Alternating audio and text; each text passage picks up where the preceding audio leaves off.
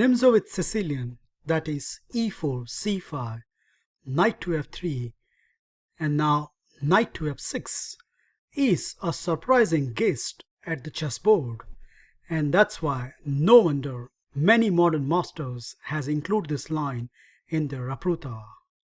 However, whenever you meet this line in your life, you will be thankful to me if you watch this video until the end, because not only you are going to learn a mini repertoire against it, but I am also going to show you some cool tricks and traps exist in this line from the white perspective.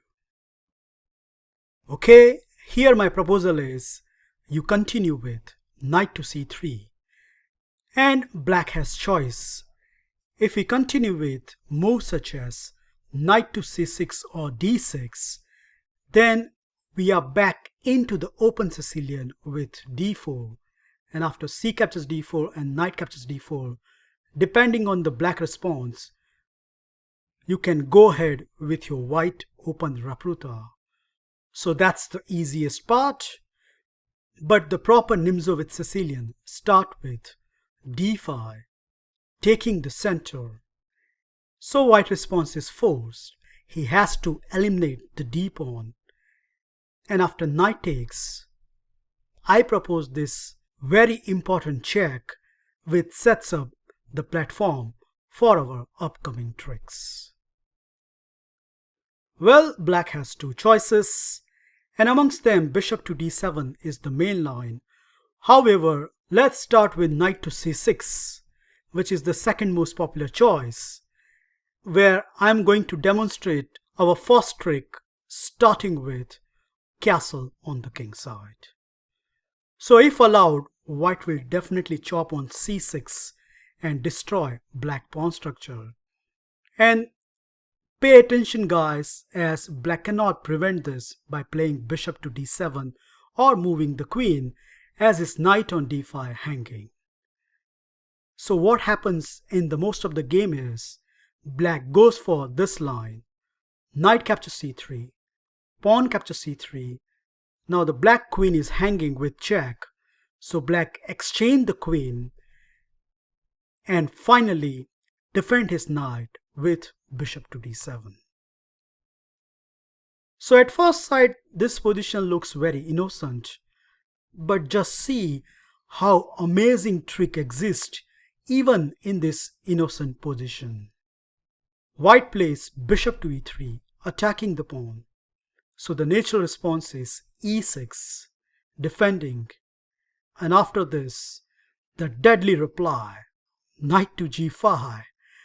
And believe me, lot of people has fallen into this. They have either considered the move bishop to e7, f6 or h6, which all leads to disaster. Why? What happened? So let's say the most frequent choice is bishop to e7. After that, yup, you indeed see this deciding move. Bam! So suddenly white is a clear pawn up, and the black king cannot take it as the bishop on d7 hangs. And top of everything, the most funny part is if black continue with rook to f8, then after knight to d6 check, bishop captures d6, rook captures d6, black to his horror find out that he is about to lose the second pawn. So this is one of the wonderful trick exists if your opponent continue with knight to c6.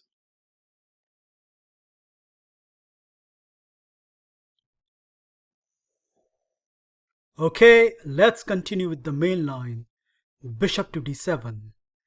And after this, my recommendation is once again you play this very tricky move, knight to e5. So white intention is very obvious. He wants to take on d7 and obtain the bishop pair. And believe it or not, black should allow it by playing knight to f6. But the obvious question comes to your mind that why black needs to do it, where he can chop up this bishop straight away, right? Well, yup, he can, except one problem, that he has straight away fallen into white tricky platform. White has a fantastic move here. Did you spot it? Congratulations if you see the move. Queen to f3. What a move! Obviously, white is attacking at multiple locations, including f7.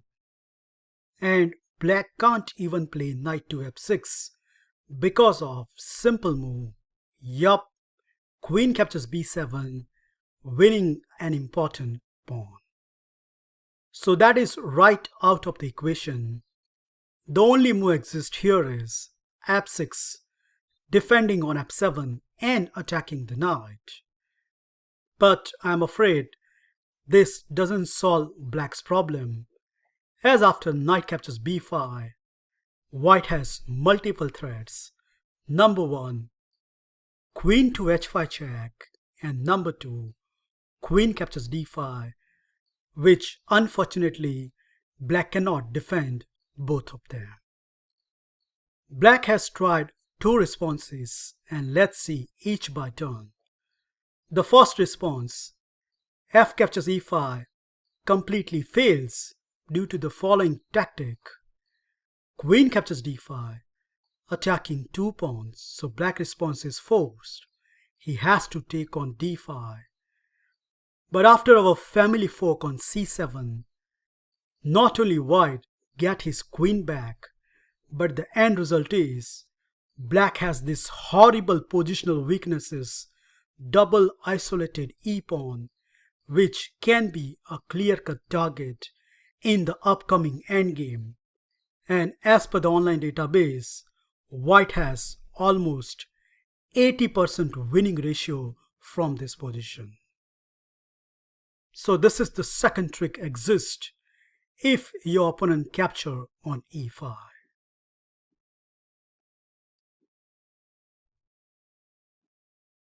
One of the world's elite player, Mamedyarov, has reached this position few times, and he preferred knight to a6 instead of capturing on e5, which by force leading to the exchange sack after the following sequence: queen to h5 check, g6, knight captures g6, h captures g6, queen captures rook.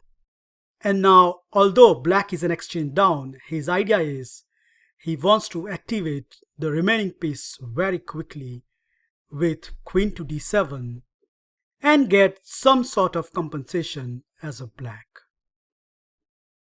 To be honest, I don't believe it, and just one accurate move, queen to h4, really dismiss this variation. Well, as per the engine, the only good move exists here is queen captures b5, but after the following sequence, c4, so white is now getting his piece back, and after queen to c6, pawn takes and queen takes, white can simply castle on the king side, and the net result is white has catch up his piece development, and at the same time he is an exchanger. I strongly recommend you to study further some of the moves in detail to use it in the tournament practice as a complete surprise weapon.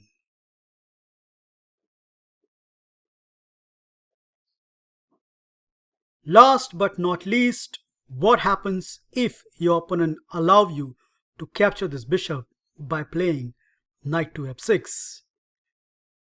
Well, then we are more than happy to take it. But before we do it, first queen to f3, attacking on b7, making black queen to go on a passive square.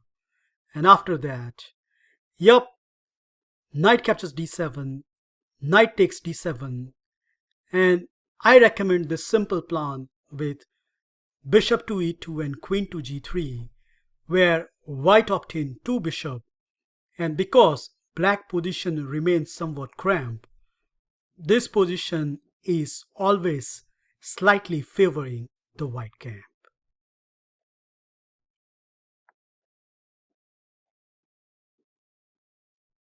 That's it guys, I hope you enjoy and learn this high profile mini Rapruta against the Nimzowitsch Sicilian.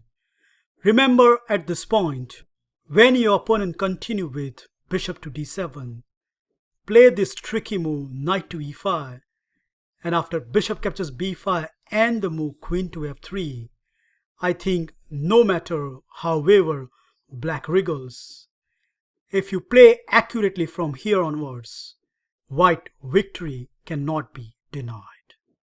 Thank you for watching this video. Feel free to like, subscribe and comment, and I will meet you in my next episode very soon. Bye and take care.